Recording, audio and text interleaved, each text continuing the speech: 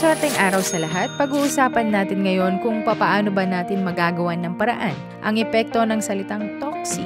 Tao man yan o sitwasyon na dahilan. Part pa din ito ng ating personality development serye kung saan huhubugin natin ang ating mga sarili para mas maging kapaki-pakinabang tayo at mas mabilis mong ma-manifest ang inaasam-asam mong magandang pagbabago sa buhay mo. Toxicity. Ang toxicity, andyan lang yan sa paligid natin. Depende na lang sa atin kung papaano natin i-handle ang sitwasyon. In general, ito ay unhealthy living mga frenny. Meaning, isa ito sa mga nagkukos sa'yo ng negative energy, negative vibes. Maaring tao yan, relasyon o sitwasyon. Wala naman pinipili ang salitang toxic. Pero paano ba natin talaga maiwasan ang mga ganitong sitwasyon o tao? May magagawa ba talaga tayo? Kaya naman narito ang ilang gabay para mas maintindihan mo ang salitang toxicity na dala ng kapaligiran mo.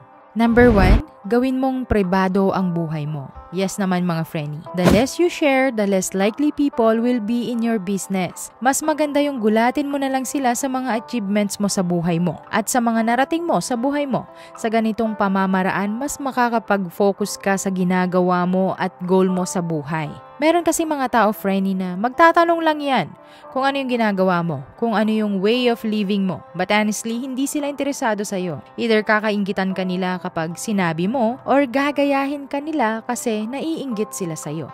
And that's the reality of life, mga frenny. Dapat yung tandaan yan. Mas maganda yung wala silang alam sa'yo. Low profile, kumbaga. Sa ganitong paraan, mas peaceful ang mind mo. Less drama at syempre, walang toxic sa paligid mo. Number 2, iwasan mong isipin o problemahin ang sasabihin ng iba sa'yo. Isa ito sa pinaka-importanting gabay para makaiwas sa toxicity ng kapaligiran. Hindi mo kailangan i-explain sa lahat ng tao kung ano ka o kung bakit ka ganyan. Remember mga frenny, hindi mo kailangan ng validation ng ibang tao para mamuhay ka ng payapa. Makes sense ha? At the end of the day, hindi silang katabi mo matulog. Hindi ka nila matutulungan kung ano yung problema mo o yung mga plano mo sa buhay mo. Number 3, know who you trust. Hindi naman masamang makipagkaibigan mga frenny. Pero dapat alam mo ang salitang kaibigan sa kakilala lang. Not because nakabanding mo lang friend mo na. Not because tumatawa kayo o nakakasama mo sa pamamasyal friend na kayo. Dahil kung ganon ang style mo, yun ang problema. Hindi mo pwedeng pagkatiwalaan lahat ng tao, including personal information at mga plan mo sa buhay. Maging sa problema mo. Remember this mga frenny, 80% ng tao walang pakialam sa problema mo. 15% doon masaya dahil may problema ka. At tanging 5% lang ang totoong nagmamalasakit sa'yo at maglalaan ng oras para samahan ka sa problema mo. Remember mga frenny, people don't care so much about you. They only care what you can offer. Tandaan nyo yan. Or kung ano yung makukuha nila sa'yo, ganun lang sila. Yan ang toxicity. Yan ang toxic na tao. Number 4, pag-iwas. Yes, ito ang isa sa pinakamadaling solusyon sa toxic na mga kasama mo o kakilala mo. Kung alam mong araw-araw nakakasalamuha mo ang isang taong negative vibes ang hatid sa'yo, umiwas ka na. Iwasan mo na. Wala naman yan magagawa kung iiwas ka, kahit pa sabihin mong nasa isang bubong lang kayo. Maraming paraan para umiwas. Pwede kang makisalamuha pero not to the extent na long conversation. Just don't react at all. Alam nyo kasi, attention seeker ang mga taong toxic, kaya once na pinansin mo yan, mas lalong lumalakas ang kahul niyan.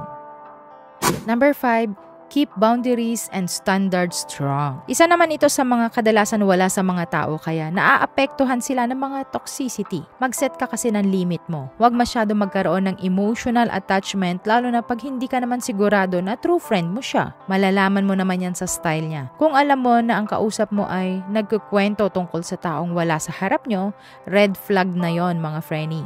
Dahil bago sa'yo, toxic na yan sa iba. So set boundaries, set limits. Number 6, respect yourself. Naman mga frenny, sino ba kasama mo sa mga pangarap at goal mo? Sarili mo, 'di ba? Sino ba gagawa ng mga paraan para ma-achieve mo ang pangarap mo? Sarili mo, 'di ba? So the point is, respect yourself. Huwag mong pag-aksayahan ng oras ang mga toxicity sa paligid mo. Mahalin mo sarili mo. Mas pag-aksayahan mo ng oras ang sarili mo kaysa mag-isip ng mga bagay na dulot ng toxic na paligid. Sayang naman ang oras mo kung sa kanila mo lang ipupunta. Dumistansya ka na hanggang maaga pa. Number 7, iwasan mo yung mga taong manggagamit. Ito yung mga toxic na tao na ine-expect nilang lagi kang may time sa kanila, lagi kang available sa kanila, at laging crying shoulder nila, ika nga. Pero once na ikaw naman ang may kailangan o nangangailangan ng oras nila, nang masasabihan mo ng problema o di naman kaya ay simpleng friend-tuhan, nasan sila? Wala sila. Yan ang toxic na dapat mong iwasan. Friendy, pag ganyan na ang kausap mo o kakilala mo, toxic person yan. Manggagamit, in short. Tandaan nyo itong mga friendy sasabihin ko. Kung ang isang toxic na tao hindi kanyan makontrol, kokontrolin niyan ang mga tao sa paligid mo. Kung papaano ka sa paningin ng iba base sa istorya niya. Iwasan nyo ang mga toxic na tao. Sila yung unhappy sa buhay. Hindi sila masaya sa buhay na meron sila at ibinabato nila yon sa ibang tao. Ano man ang kakulangan sa buhay nila, isinisisi nila yon sa iba. Kaya naman narito naman ang pinaka-major type ng mga toxic na tao, and yes, may mga kanya-kanyang categories yan. Alamin mo para next time maiwasan mo na. Number 1, pa-victim. Gaya ng nasabi ko kanina, ang mga toxic na tao, pa-victim yan. Play victim sila at isinisisi nila sa iba o sa'yo ang anumang mali sa kanila. Sila yung tipo ng toxic na tao na madalas attention seeker. Mas madalas nila kinikwento ang failure ng iba kasabay ng mga excuses naman nila kung bakit sila nag-failed sa buhay or goal nila. For example ha mga friendy, may friendy ka na nag-uusap kayo tungkol sa kaibigan nyo, bakit hindi siya nakapag-abroad, etc. etc. Tapos doon papasok yung mga excuses niya dahil ililihis niya ang usapan para hindi mapunta sa kanya. Like saying, sasabihin niyan ganito, ako nga hindi ako nakapag-abroad kasi wala namang magbabantay sa tindahan ko. Mga ganyang eksena, nagigets nyo ba ako sa example ko? Sana nagigets nyo ako mga friendy. Number 2, criticizer. Sila naman yung tipo ng toxic na tao na mas madalas i-down ka. Yung tipong lahat ng gagawin mo may masasabi na hindi maganda. Yung ipaparamdam sa'yo na lahat ng ginagawa mo o desisyon mo, mali. Sila yung nagpaparamdam sa'yo na wala kang ginawang tama, na wala kang gagawing tama. Sila yung toxic na tao na hihilain ka pababa dahil ayaw nila na may mas makalalamang o tataas sa kanila. Number 3, the faker. Ito, dami nito sa mundo. Sila yung tipo ng toxic na tao na fake complimentor. In short, plastic mga friendy. Sila yung mabango ka parati sa harap nila. Yung tipong kahit na may mali tama ka pa din. Sila yung tipo ng toxic na tao na pag nakatalikod ka, napakabaho mo na sa kanila. Lack of empathy. Ganyan sila. Yung kahit mukha ka ng suman sa suot mo, sasabihin niyan, bagay na bagay sa'yo. Ganon sila friendy.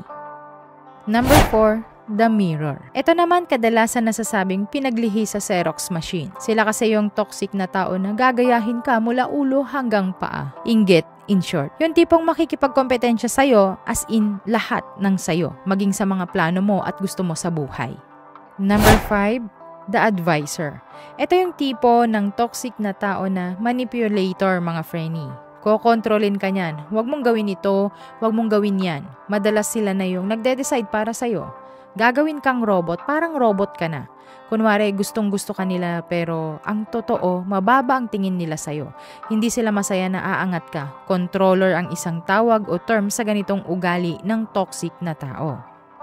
Ngayon naman na nalaman nyo na ang mga kategorya ng mga toxicity na tao or toxic na tao, narito naman ang maibabahagi kong simpleng kaalaman sa inyo. Kaya kung isa ka sa alaga ko at nagpapaalaga ng ritual sa akin, isulat mo na ang mga ito. #MBRTips. Number 1, para ma-remove ang negative energy at ma-refresh ang vibration dala ng kapitbahay mong toxic, every Saturday, punasan ang pintuan nyo ng maligamgam na tubig na may asin. Every Saturday morning. Ang asin ang isang pinakamabisang proteksyon para sa mga toxic energy na nahahagip mo. Trust me, mga friendy, when I say trust me, totoo yan. After that, punasan ng anointing oil ng Moment by Rian ang main door at bintana nyo.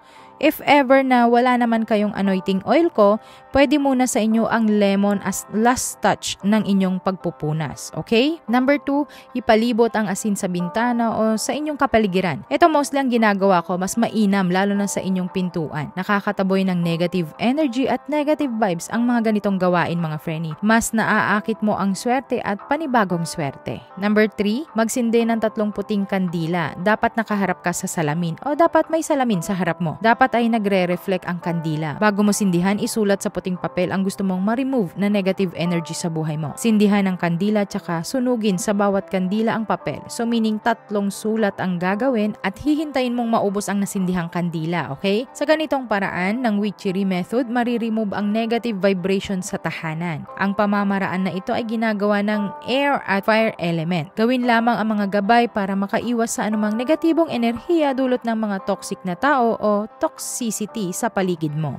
Sana ay nakatulong ang aralin ngayon para mas maunawaan nyo at naunawaan nyo na sana ang salitang toxicity. Dumistansya ka na sa mga taong nagsisinungaling sa'yo, nananakit sa'yo, ginagamit ka, binababa ang pagkatao mo at higit sa lahat dumistansya ka na sa mga taong kinalimutan ang salitang respeto. Yun lamang, huwag kalimutan magdasal ng taimtim dahil yan ang pinakamabisang sandata sa lahat. Samahan ng sipag at diskarte para ang buhay ay swerte-swerte. Hanggang sa muling aralin, salamat sa pakikinig. Ingat!